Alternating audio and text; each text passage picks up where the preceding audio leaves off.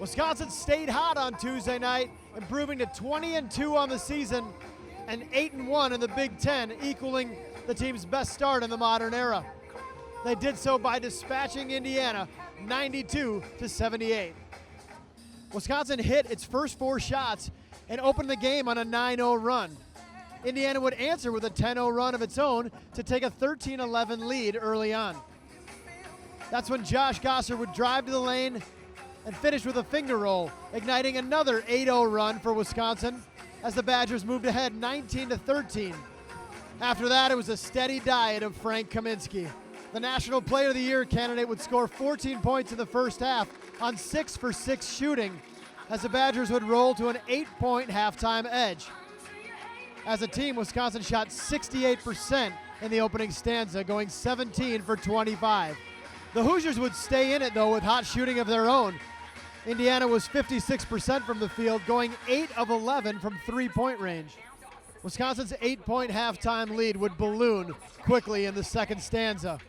Back-to-back dunks from Kaminsky and Sam Decker punctuated a Wisconsin run as the Badgers opened the second half, scoring the first 13 points and moving ahead 57-36 just 5 minutes into the half. The lead would swell to 32 at 76-44 on a Zach Showalter fast break layup and one. Well, I just think being cognizant of our roles and, being up the screens and just making their shots tough. If they don't have easy looks at the hoop, it's harder to put the ball in the basket. So, I think we did a pretty poor job in the first half and the last 10 minutes, and those are things we're going to have to correct. Indiana would get hot again and pull within 12 late, but Wisconsin would finish off the Hoosiers at the free throw line, going 28 of 31 from the charity stripe, good for 90%. Frank Kaminsky led all scorers with 23 points, 6 rebounds, 3 assists, and a pair of blocks. He was one of 5 Badgers in double figures, joined by Nigel Hayes with 16, Bronson Caney with 15, Sam Decker 14, and Josh Gosser 11. UW would shoot 60% from the field for the game, going 6 of 11 from three-point range. The Badgers also owned a decided edge in the paint, outscoring Indiana 40-24 in the lane.